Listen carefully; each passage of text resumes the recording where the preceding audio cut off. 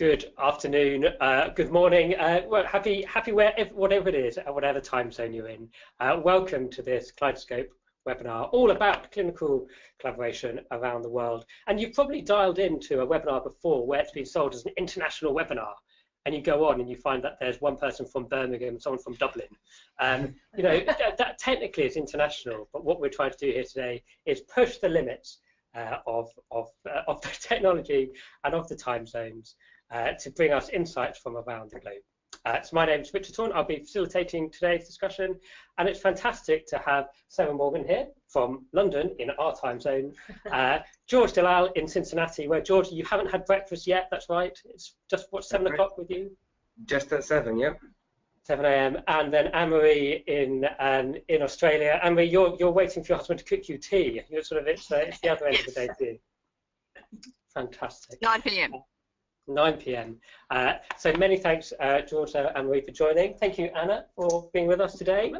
We're very grateful for everyone who's joined. We're not going to go around and do everyone introduced, but if you just want to put in the chat box sort of who you are, that would be lovely, just so we can see who's with us.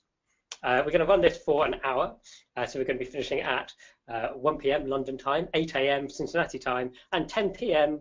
Australian time. So again, thank you all for joining.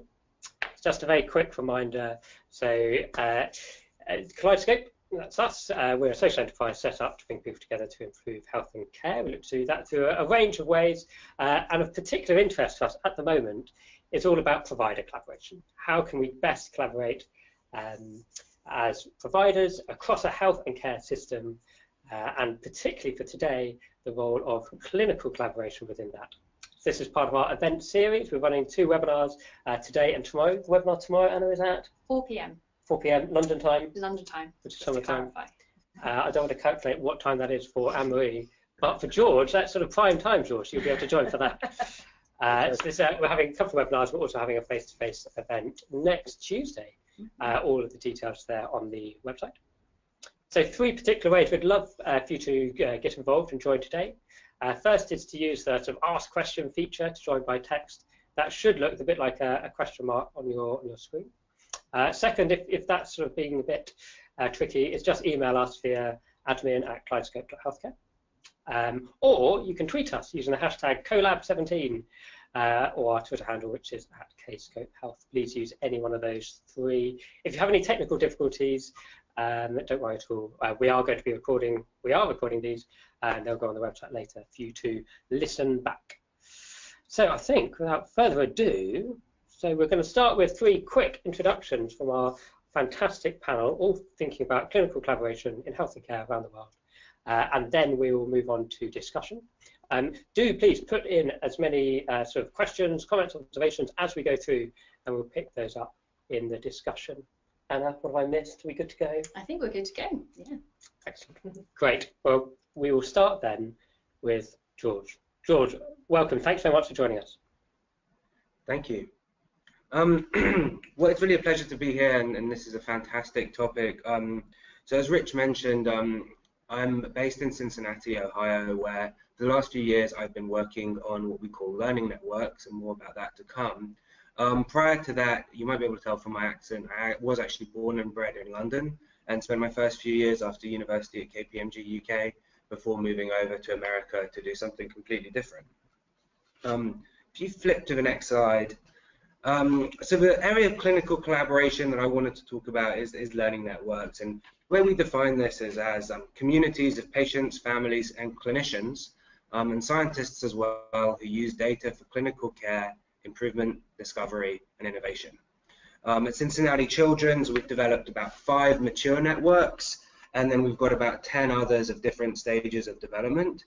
3 of our mature ones are focused around chronic care. 1 is focused on perinatal outcomes, and 1 is a safety network. They're comprised of over 270 clinics and hospitals who are member sites of our networks. And in international fashion like this webinar, we do, while most of our care centers are in America, we do have 1 in Abu Dhabi and a few in England as well who've joined our networks. Most importantly, our more mature networks, those 5 key ones, have all enabled significant process and outcome improvements, and we'll talk about that in the next slide.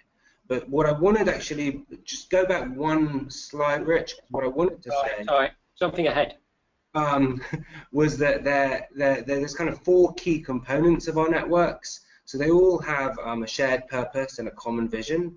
And this takes time up front to figure out what are the outcomes that you want to move and how are you going to measure them. They have a strong emphasis on building community. Humans are kind of social animals, and when you want to bring people together, it's really important to really deliberately do things to build community. So we make sure that each of our networks have twice yearly face-to-face events. We make sure we celebrate successes. We focus, we're really deliberate about the language we use. So you can see this is all about our networks and our improvement to make sure that successes are kind of attributed to the whole network. And lastly, we want to make sure that we're using kind of rigorous learning systems and research and improvement to help deliver the results. So we make sure that in all of our networks we're training people on quality improvement and helping each of our member teams build local quality improvement capability. And finally, actually, I skipped over the effective use of technology. Our more advanced networks, each of our networks has a registry, but our more advanced ones are able to kind of suck data elements directly out of the electronic health record straight into the registry, which is a data-in-one systems, which saves kind of valuable clinical time. So now jump to the next slide, which is probably the most important slide that I'm going to show today. And this depicts the improvements in outcomes that we've seen with just 4 of our networks. So the top left is Improved Care Now. That's our inflammatory bowel disease network.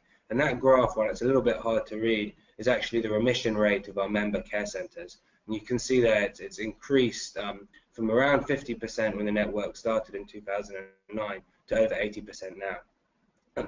Bottom left is the reduction in serious safety events from our safety network. Top right is the reduction in mortality that our cardiology network has realized. And bottom right is the reduction in preterm births that has been achieved by our local Ohio perinatal network.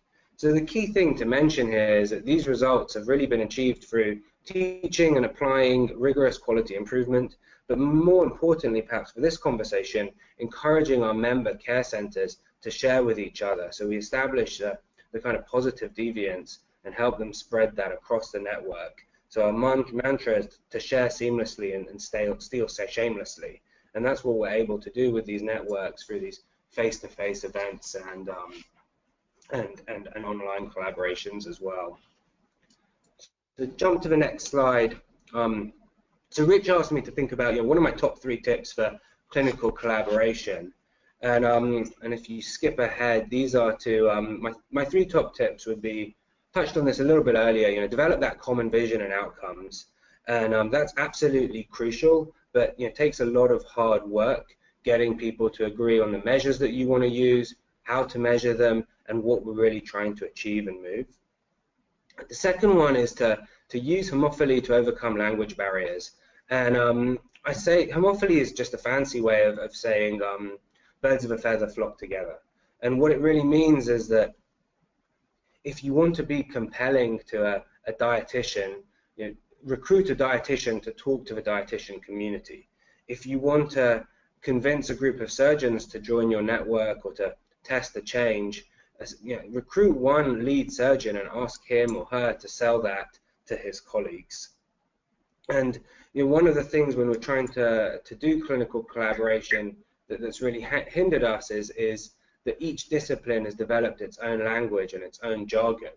And it's those people who are able to kind of span those boundaries and communicate to different people who are really, really valuable when you're setting up a network. And finally, I'd say involve patients and families. And this might be a bit surprising because we are talking about clinical collaboration. But really, what we've learned is that in involving the kind of end users of the services up front, it really helps you do a couple of things. I mean, one, it makes sure that you're staying honest and you're focusing on the outcomes that matter to the people you're serving. And also, it can actually help you kind of cut through some of the politics and bureaucracy and having strong kind of patient voices and leads can help knock heads together. Let's jump to the next slide. So this is the surprise. I was asked to talk about one thing that surprised me since starting this work.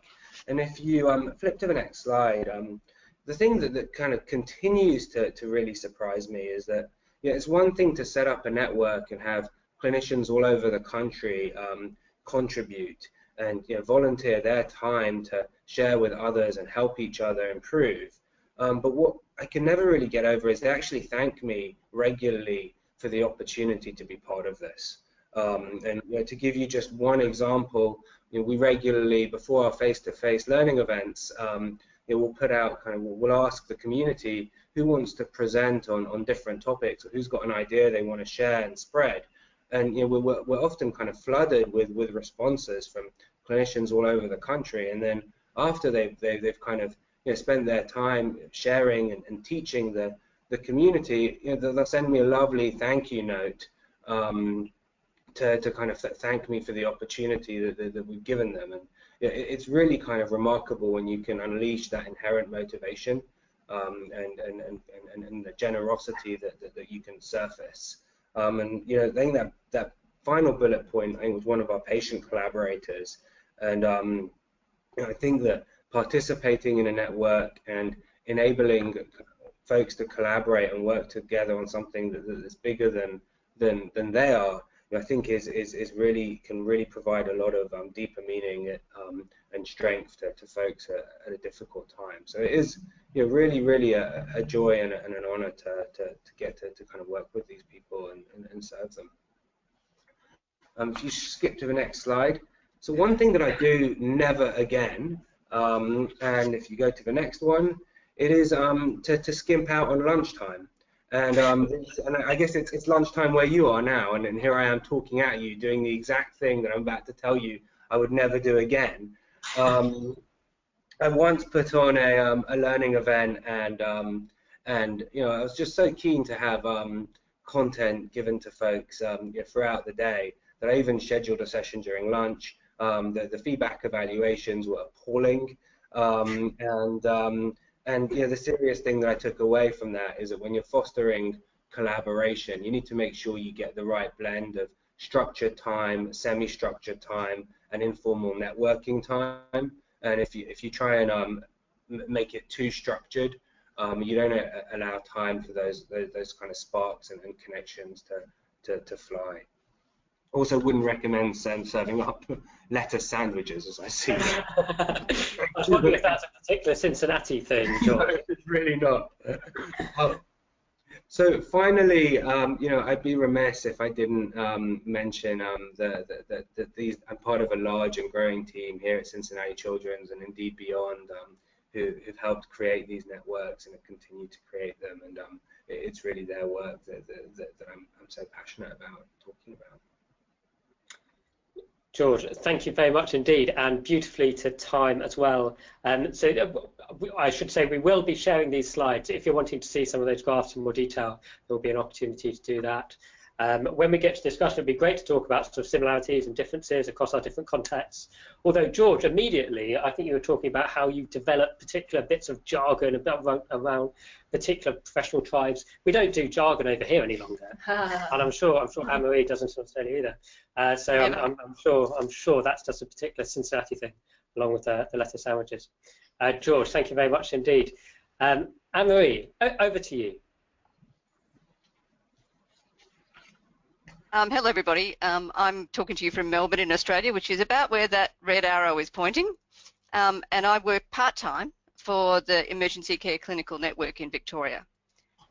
We've been going for about 9 years, and we're a low budget, by low budget I mean me a day a week and a manager and a part-time admin person, low budget ground up network that was established in part by the Department of Health. And we work with the 40 emergency departments in the state of Victoria that range from the very small, so 8,000 emergency attendances a year, to the very large, 80,000+. And we cover an area of 225,000 square kilometres. And for those of you who are geographically challenged, that's the size of England, Wales and Scotland combined. and our furthest ED is about 700 kilometres away. Our main focus is on implementation of evidence-based practice and reduction in variation in practice, but we also do work in the areas of vulnerable groups, particularly children, the behaviourally disturbed and the elderly, some work in consumer engagement, and we also focus, as George was mentioning, on building staff capacity to lead, particularly to lead improvement. In our projects, participation is voluntary, and projects are chosen from a suite of up to 6 that are developed by the steering committee and the management team with heavy input from the sector. So the sector has absolute 24/7 access to us to suggest good ideas or to suggest problems we need to solve. But change is designed and managed locally by clinicians who know their own environment and know their own resources. Many of these very small hospitals we work with have no specialist support at all. So no cardiologist, no neurologist, or maybe a day a month. The types of projects we work on are things like implementation of COPD and sepsis bundles of care, improving care for children with bronchiolitis, developing standardised procedural sedation for children in the ED, and just getting simple things like nerve block for hip fractures into patients, particularly those who need to be transported to another hospital for their definitive care. Could you go on to the next slide for me, please, Richard? There we go. You can't see it very well, but our model basically is that we raise awareness through basically an educational forum, similar model to George and his learning experience, where we introduce the topics that are on offer for the next year, but celebrate the topics from the previous year heavily with presentations by different hospitals who've taken different approaches and their results. And then we introduce the suite of projects. Hospitals choose their project or projects, because we now have hospitals doing up to 6 projects a year. And then they take away a suite of materials that we prepare, design their change, implement their change, and we evaluate by before and after data collection. We don't ask them to collect a lot of data. We pool the data from all the participating sites to show the system-wide impact. But nearly everybody achieves a statistically significant improvement anyway. Most of our outcomes are process, but some are outcome measures. Excuse me. And we keep that cycle going. So a project that might have been offered this year, if it was popular, might be offered again next year, because we get a domino effect. When people see the benefit that we've achieved in one run of the project, they want to be on board with the next run. So for example, the sepsis project last year had 18 sites participate. We've got another 9 doing it currently, if that gives you a bit of an idea. It's a sort of a domino rolling approach. And if there are gaps in skills, we match up big hospitals with small hospitals. So for example, we identified a gap in skills with the use of non-invasive ventilation in COPD in small hospitals, and we linked them up with one of the larger hospitals who shared their educational materials and also shared access to a nurse educator to help upskill the staff. You could go on to the next slide now, please, if you like, Richard. My top tips. Build trust and a model of working together by starting with simpler, smaller projects. Provide support and training, and showcasing the impact both locally and across the group. Celebration is so important. I was so pleased to hear George mention that word, because as soon as we got traction by getting successes, everybody was on board. All 40 EDs usually participate, and sites do up to 6 projects each. In other words, they do everything we offer, and they get essentially no financial support for it. They do it out of their own budgets. The second important tip was to prioritise project ideas suggested by the sector. They know what's important, and they came to us saying, we think we're not doing a good job with sepsis. We think there's a big gap there. And they showed an improvement, which we haven't yet published, but we dropped mortality from about 20% to about 16% last year across the ED treated patients, which missed statistical significance by the tiniest margin, but was clearly big change, and also big change in all the process measures. And also I'd make an argument, which may be counterintuitive for an academic, which is my actual day job, I'm an academic, to keep data collection simple, to not get too fussed about sample size, but to keep everything with high face validity so that local clinicians can see their problems, understand their problems, and manage the change for themselves. I mean, I think they're really important to empower people. Could I have the next slide, please, Richard? Oh. Oops, it's all right. Don't worry about it. I'll keep going. I might have cut it off when I sent it. What I've been surprised about is how powerful this has been, particularly in the smaller hospitals. We've got lots of hospitals that don't have a quality unit, let alone a change management team that we're working with. And in EDs, you're treating patients with any one of 1,500 or 2,000 diagnoses. So we're covering a very broad spread.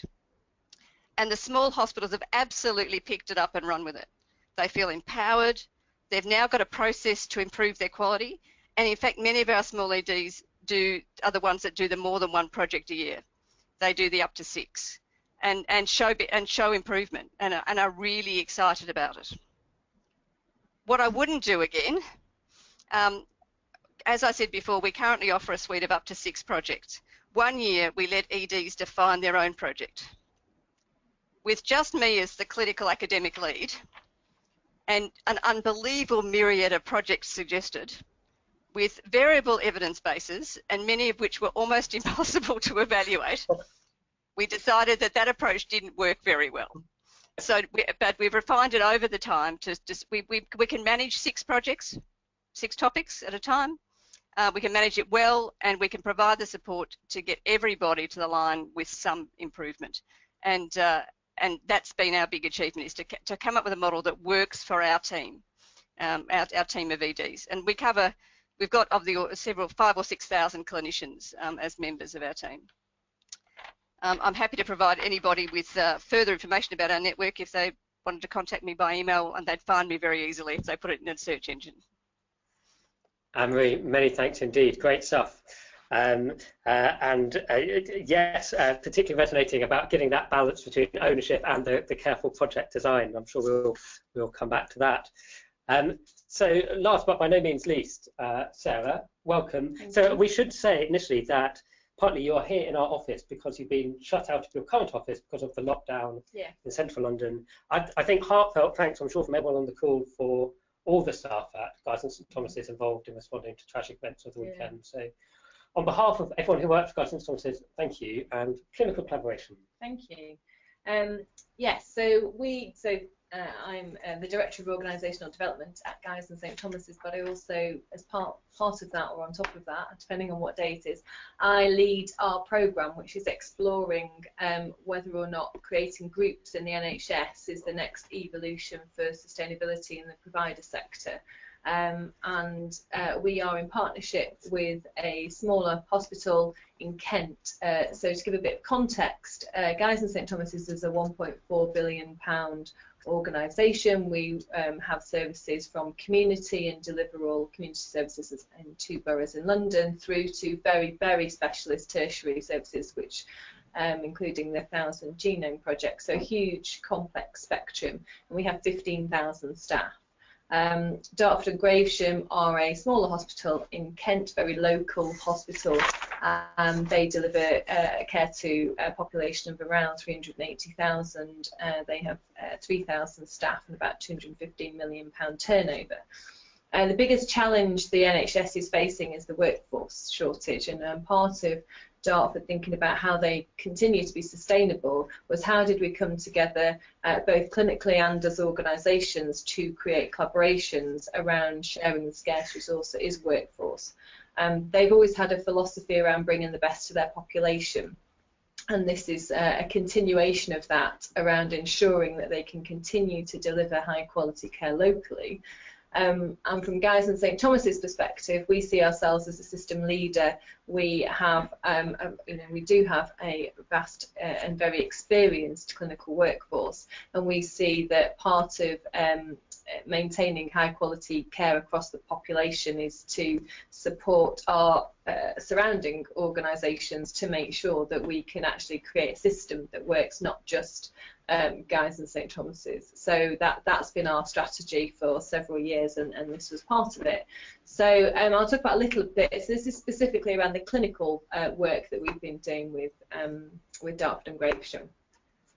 So this is our vision picture, which is meant to be sort of saying that things are quite difficult at the moment, and we do have a collaboration in some areas clinically with Dartford and Gravesham, but we wanted to systematise that. We wanted to use it to have better impact for patients, so keeping services local and reducing variation, as colleagues have described, and improving clinical outcomes for the local population. So you can see that we're starting to come into the light that is 2020, hopefully, and when our sort of the work that we've been doing, we are in a programme that is funded by NHS England until the end of this year, but it will run for until 2020, and we're one of 50 what they describe as vanguard sites looking at this, and our particular area is acute care collaboration. So that both picture, which I'm happy to share with people because you can't really see it so well, is just describing the vision, and it was done in collaboration, not just with staff and the sort of leadership of the organisations, but we did it with patients and governors and people that had a real vested interest in what this partnership might achieve. So we established clinical faculties as we describe them, although that's a loose term, and they're not academic faculties, so it does cause confusion, but they are clinical collaborations across our 3 specialist areas: cardiology, vascular and paediatrics. And this was where we already had patient flow really with Dartford, so we are the tertiary centre. Cardiology's collaboration was looking very much at how do you standardise care from primary care all the way through to tertiary, how do you remove variation, how do you have better clinical decision making at each level, and creating standardised pathways and bringing services that patients would travel to London. So we are 20 miles apart from Dartford, so patients travel quite far to come to London for things like valve clinics, etc. And so now we've trained up clinicians in Dartford so that patients don't need to travel. Vascular was all around, so several years ago we had a hub and spoke decision made that vascular services would be mostly delivered centrally, and what's that sort of created was a difficulty for medical colleagues to get a vascular specialist opinion and to actually have a comprehensive vascular service in local spokes, which is a terrible term, but the local services. And so the vascular is about how do you recreate a vascular model that means that you have a comprehensive service, and actually you're seeing the holistic view of vascular, which is including things like amputations for diabetic foot, which we get quite a few of those blue lighted into our main hospital, which could have been avoided had there been better protocols and pathways. So we've been working with the vascular team to create better pathways through emergency and also elective, and we've created a service, proactive, it's called POPS. So I can never remember what this stands for, but it's optimising patients before surgery, so proactive care for older people, which enables them to actually be optimised for care so that they are able to go straight into surgery and discharged quicker, whereas actually at the moment sometimes patients aren't quite well enough for surgery and then they'll already be in St Thomas's and we'll spend a week or 2 optimising them. So POPS has been a really successful service that we've introduced to Dartford.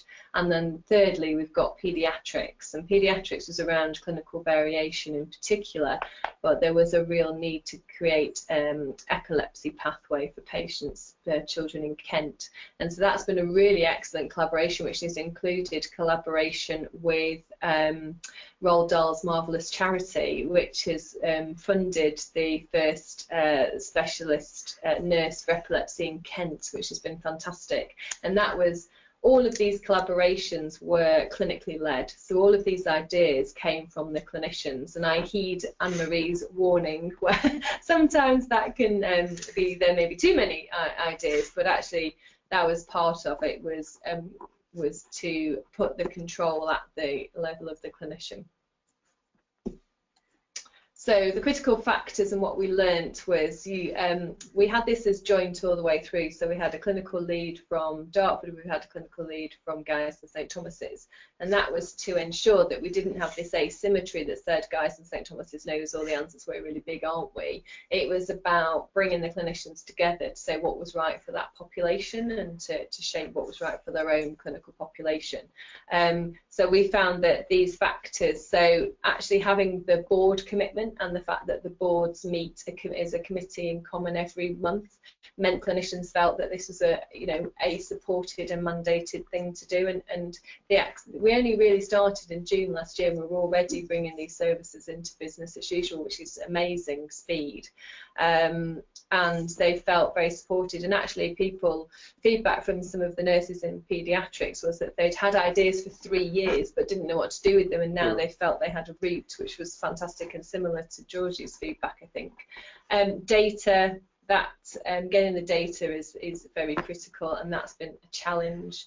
Having the right leadership, so really making sure it's clinically led. Basic infrastructure, I'll come back to that, but making sure that what you're putting in place, just getting the basics right, and make sure that the clinical teams feel supported and have the right support wrapped around them.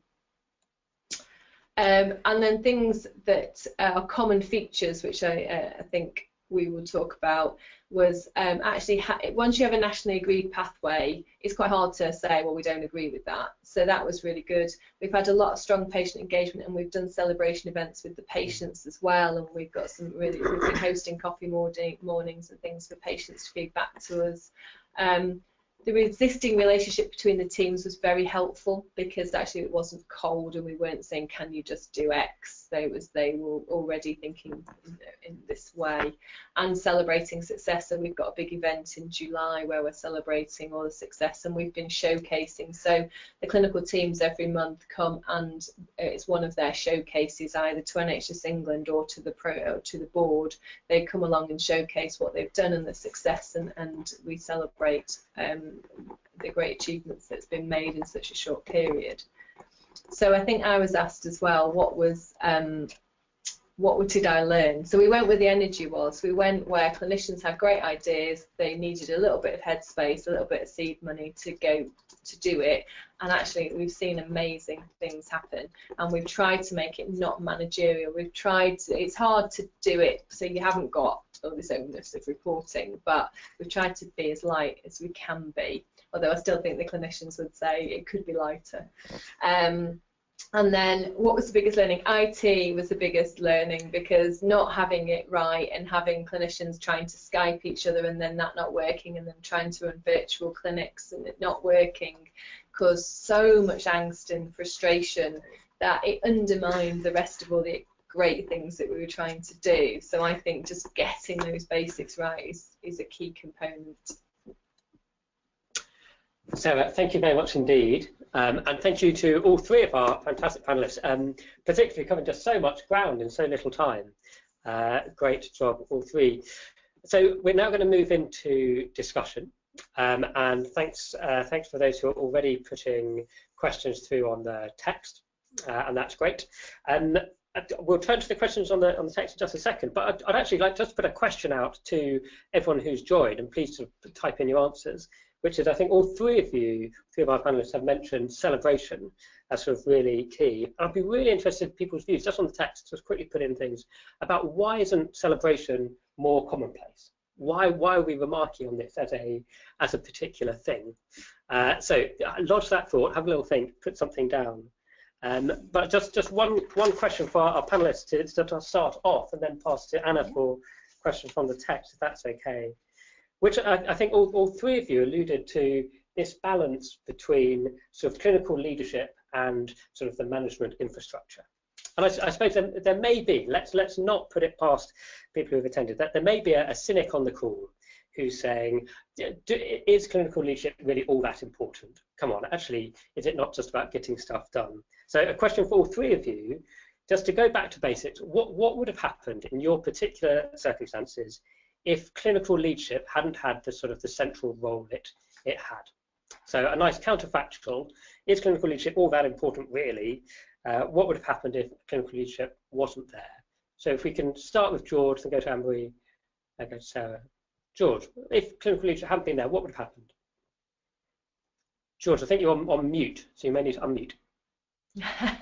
we could go by sign language, but George. So let me just do an audio check. Can you hear me now? We can, yeah. Fantastic. So, like Anne-Maree, all the participating care centres and clinicians, aren't forced to be there, and they're not, many of our networks, even being incentivised or paid.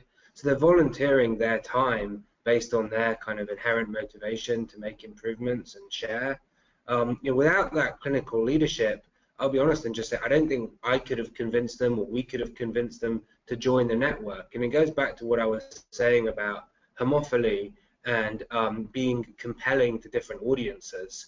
And so, as a non-clinician, I don't think I'd be able to empathize and actually sell and convince other clinicians to really get behind this and be part of this, unless I could kind of empathize and walk in their boots and therefore be credible and compelling to them. Great, thank you, George. Anne-Maree. We're very lucky in that our network was conceived as a ground-up network, and it involves doctors, nurses, all sorts of health groups. Bureaucrats and administrators can be part, but a very small proportion of our team. And our other challenge is that in Victoria, we have a devolved clinical governance structure. In other words, health services decide what they're going to do, not the health department telling them what they're going to do.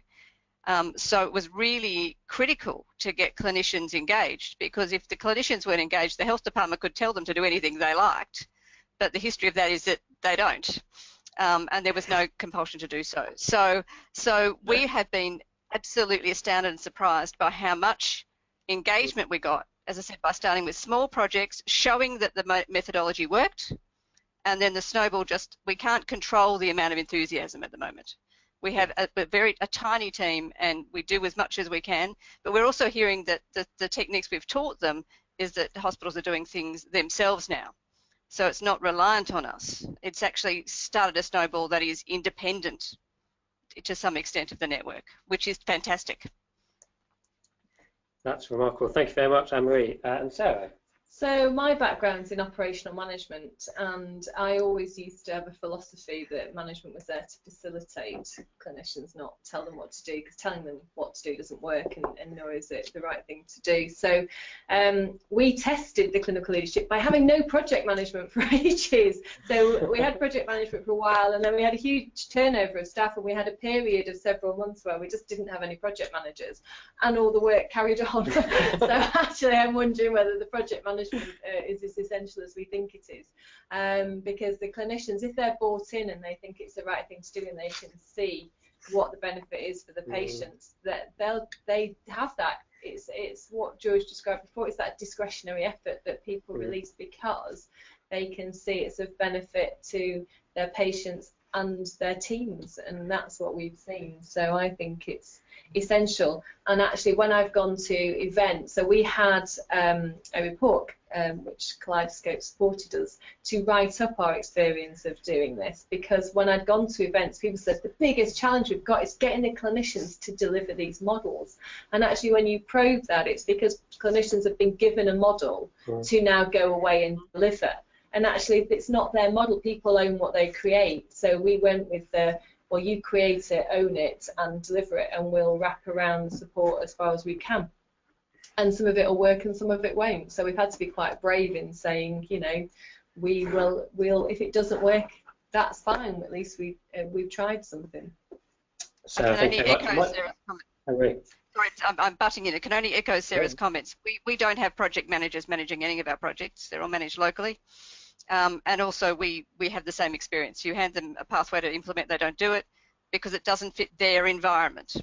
And that's, you've got to actually acknowledge that they know their environment and they will solve the problems of their environment if you give them some space. Great. Thank you all three. Really nice to see points. George, were you going to come in on the back?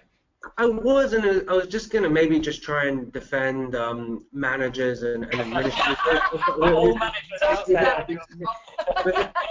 It goes back to what Sarah was saying about getting the IT right. And the way I think about this is, one way to kind of kill inherent motivation and enthusiasm is to have clinicians figuring out what we kind of term transactional costs. So removing the barriers around IT, removing the barriers around legal and regulatory collaboration, and facilitating good technology to enable them to collaborate really shouldn't be a role for clinicians. It's not their skill set, it's not what they're good at, and it will kind of kill anything. Whereas, we really want them to be focusing on kind of the science and the improvement and the communication with each other. It goes back to what Sarah was saying about facilitating. I think, George, on behalf of all of those with bureaucratic backgrounds, we're very much indebted to you. But let's take that point one step further and then go to questions coming on the text. George, did you learn that lesson through pre-planning or trial and error? Because you're saying at the beginning you've run a number of networks for a number of years. How different is what you're doing now compared to where you started? Has it been quite a long process of iterative learning, or did you get it all right first time? No, we clearly didn't. There's certainly been many mistakes we've made along the way. I think a couple of ways that our networks have evolved over the years is one of the deep partnerships with patients and families. So for many of our networks, patients or family members, many of our networks are pediatric, so we rely on parent collaborators, have key kind of leadership positions and are co-leading a lot of the different work streams taking place. That was a big kind of innovation that we've been implementing for a few years and has really helped transform our work. I think the other one is the use of technology, and we were kind of really using very rudimentary technology of listservs, and now we're using much more sophisticated tools to help foster the collaboration. George, thank you very much. Right. Thank you those for sending stuff through on the text. Anna, questions? Yeah, so thanks very much all who have submitted questions so far. A couple of different categories popping up at the moment. We've got a couple of questions about patient involvement and about celebrating success. So just firstly on the patient involvement, thank you for your comment, Naz, just saying that it's great to hear everyone talking about collaborating with patients and with families. And that links nicely to John's question, which is a question for George. And he asks, it's great to see that patients and families are part of your network. How do you ensure that they feel confident to participate as full members alongside clinicians, given the historic power imbalance between the two? Fantastic. Let's take that. Should we take one more as well? Yeah, sure. So in terms of celebrating success, we've had a couple of different questions. So why do we not celebrate success? Is it just as hard to say, well done, you or we were right, as it is to say, I'm sorry, I was wrong? And that's from Aoife. Thank you, Aoife. And then John comes in with a comment about, is it about role modelling from the top of the organisation? Do they set the example for celebrating success? And I think we'll leave it there for those two questions. Lovely, thank you very much. Great question. So, George, do you want to start on the role of patients and feeling confident in that particular environment? And then why don't we go to Sarah, then Anne-Maree, thinking about how we better foster celebration. So, George. Yeah, certainly. So it's something that we've, like Rich was saying, kind of learned a lot about over the last couple of years and on a bit of a journey. I think it's as much about training clinicians on how to partner effectively with patients and families as it is around training patients. And so what we've done, one of our networks, is kind of developed what we call a co-production readiness questionnaire, where we'll give this to all of our clinical teams and their prospective parent partners. And they fill it out. It asks 15 or so questions. They fill it out and then come together and actually kind of compare their results and use that to form a discussion to help foster that partnership. And so in addition to that, we offer trainings for our parent collaborators around quality improvement, help them understand the jargon, and they have kind of a separate track or breakout during some of our face-to-face meetings where they can kind of share with each other what's working in terms of how they're collaborating with their clinicians. And similarly, we're making sure that we're doing the same with clinicians. So, part of it is definitely empowering patients, but the other part of it is teaching clinicians how to do this, because they've had no training at all, and this isn't something that they know how to do. So, you know, we're learning and we're sharing, and, you know, again, just in the spirit of the network, when a care centre is doing this well, we'll kind of try and use that and then spread that approach to the other care centres. George, thank you very much.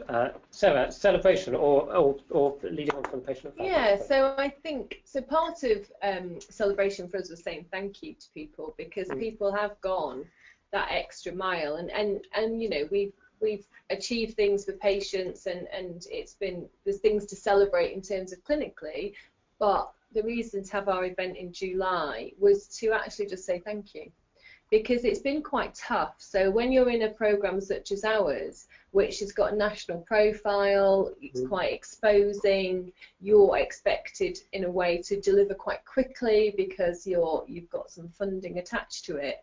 Actually, taking pause and a moment to get off that treadmill and just look back and say, it's been quite a short period, we've achieved this is fantastic, and to say thank you, and also to talk about the legacy of what we've done, so it doesn't just feel like, I think the language of programme is unhelpful. I really like the language of networks and growing and sharing and continuing to grow and share together, whereas programme always feels like it has a discrete end, and therefore everyone just goes back to how it was before. And so what I'm quite thoughtful about that at the moment, about how do we continue to keep this great energy and continue to inspire our clinicians and support our clinicians to carry on with this really good work. So for us, it is really saying thank you. Great, so thank you. And Anne-Maree, I'm sure others on the line will be sort of bowled over by the fact that you've got an unstoppable snowball, particularly in Victoria. That sounds particularly remarkable. But sort of, how have you deliberately fostered that celebration? Anne-Maree, you were talking about sort of using a small-scale project. But sort of, were there some other specific things? We celebrate in a number of ways. So we have an annual forum where several hundred people come to Melbourne. Many fly in, believe it or not. It's an hour and a half flight from some of our sites, where we actually acknowledge the project leads. We give them a certificate of their achievements and their project that they actually have in their hand and they own. We also provide that to their CEO, to the CEO of their hospital, to advertise how good their ED has been. But particularly when I pull all the data from all the sites, we actually put up the data about what we've achieved together, what changes we've made, what improvements we've made, and the room just lights up like a bulb. Because they only collect data on between 20 and 50 patients per site. But when I put 20 to 50 patients per site times 20 sites together, all of a sudden they see the massive change that we've made. And they just are so excited by it that they can't help but be enthusiastic about the next one. We also have been a bit slow, but have been more and more advertising our success, both inside the Department of Health, to tell them what we've achieved, within hospitals by contacting the board and the CEO with a summary of the year's projects, but also by starting to publish some of our work to get it out to the broader emergency medicine community. And we're a bit slow to start that, I think partly because there's only so much that 1.2 people can do at a time. But we've found that's also been very powerful in getting some international collaboration. And in fact, a number of hospitals now in the UK and other parts, Singapore and other parts of the world, are using our paediatric sedation protocols that we developed in a family-centred collaborative process here. So we've taken a number of prongs to celebrate. And when people see their project or our project, the Networks project, in a journal and feel part of it, they go, hey, I did that. I can do anything. Great stuff, Anne-Maree. Thank you very much indeed. Anna, more questions? Yes, just for another category or theme. So John asks, is anyone aware of this approach being used to build collaboration between primary and secondary care, rather than just focusing on hospital care? And we actually had a bit of an answer from the audience as well, which is great. So I'm going to share that. This is like DIY webinar, you know, ask questions, get them answered. Yeah, so thank you, Eva. Just mentioned the COPD network in Whittington Hospital. involving peer education and networks, including GPs and the hospital. So that's a great example. And then I guess from the three of you, do you know of any examples where that exists? Great points. Well, can I modify that one slightly, just to pick up a theme which sort of ran through a number of the presentations, which was, so firstly, when you have these collaborations between sort of secondary care and primary care, great, but also how do you stop that asymmetry of size? So I think, Anne-Maree, you were particularly talking about the smaller hospitals being really engaged, which was fantastic, but how do you stop it feeling like it's a big hospital taking over or sort of implementing its way of doing things onto smaller providers? So Anne-Maree, do you want to start, and then George, and then Sarah? I mean, I think our strength has been that we have provided hospitals with evidence packs and mentored and coached and provided opportunities for collaboration, but we've never told a site how to do it. So we've never told, and in fact, our hardest sites to engage have been the bigger hospitals because they think they know how to do it. Our small hospitals just went, great, some resources, and they know we know our place, we can solve this. So I think it's about just saying to people, this is where the evidence is this is where we should try and get to.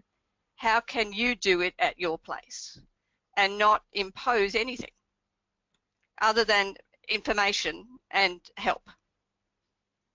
Great, Anne-Maree, I like it. George?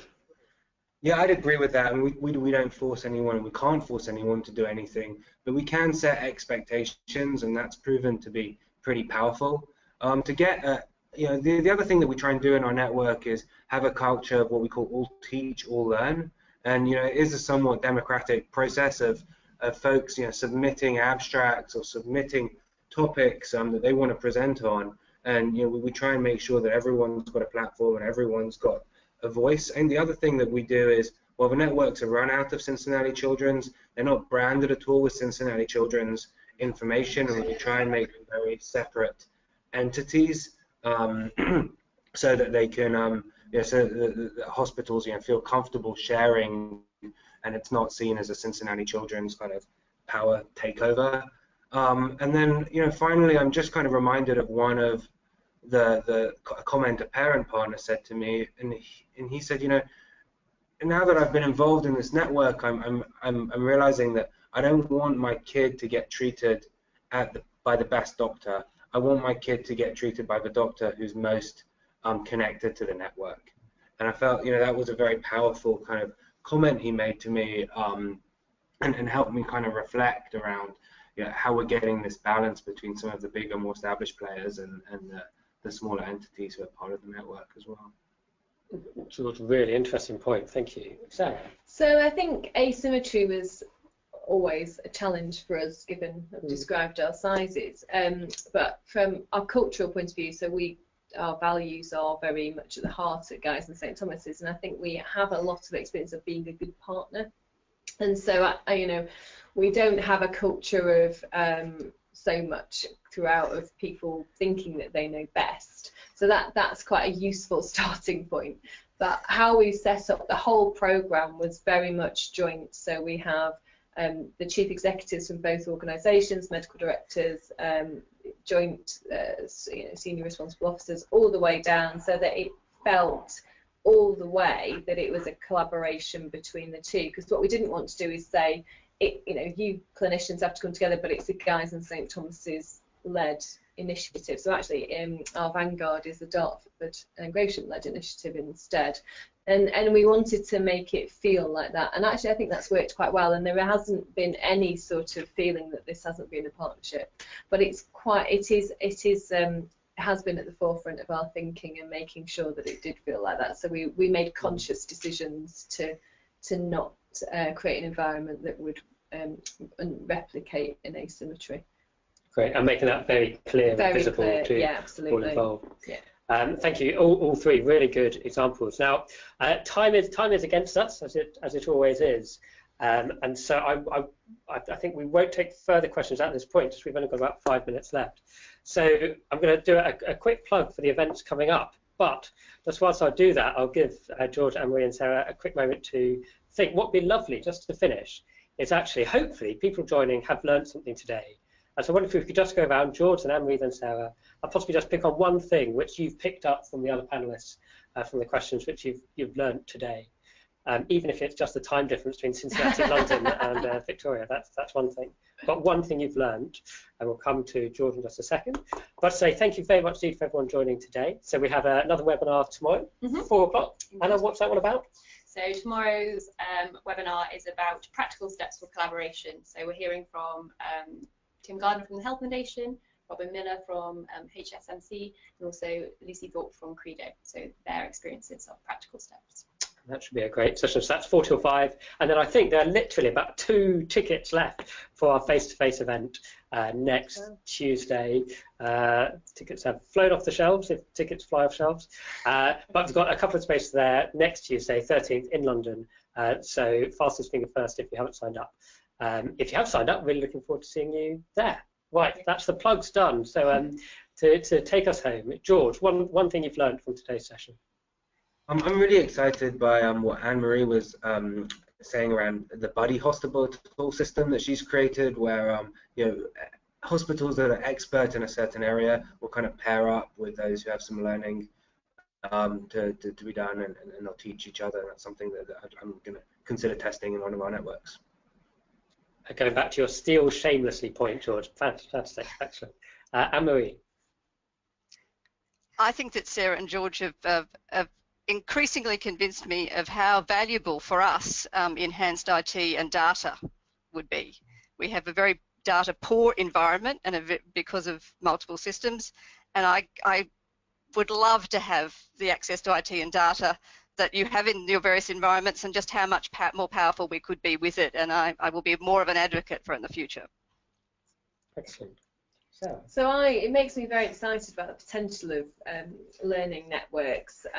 This is something that Rich and I talked about last week that piqued my interest about thinking what's the legacy for what we've done in the Vanguard program, how might we spread that. I really was taken by Anne-Maree's ability to do that with you know, 2 pebbles and a stick basically, and no infrastructure, which is fantastic what you can achieve actually if you harness the energy within that network.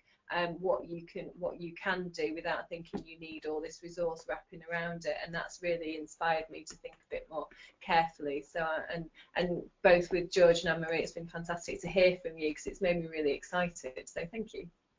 Excellent. Well, can we just say a huge thank you to our 3 panelists in 3 different time zones, all about to go off and have 3 different meals. I certainly have never been quite as diverse as this. So thank you very much indeed. Thank you to everyone who has joined. Thank you, Anna, for marshalling everything. And just to say, we will be sharing the slides, so you'll get those a link to those by email. We've been recording today, and that will go up on the website. You'll get a link to that as well. And you'll also get an evaluation form, because as Anne-Maree says, if you do not have data, then it's very hard to know how to improve. So that will be coming around. I hope you get a chance to fill that in. With that, we will finish. So can I just again say thank you very much, Sarah. Thank you, George. Thank you, Anne-Maree. Thank you, all those joining, and we will end for now. Thanks all. Thank Goodbye. you, everybody. Bye. Bye. Good night. Bye. Bye. Goodbye.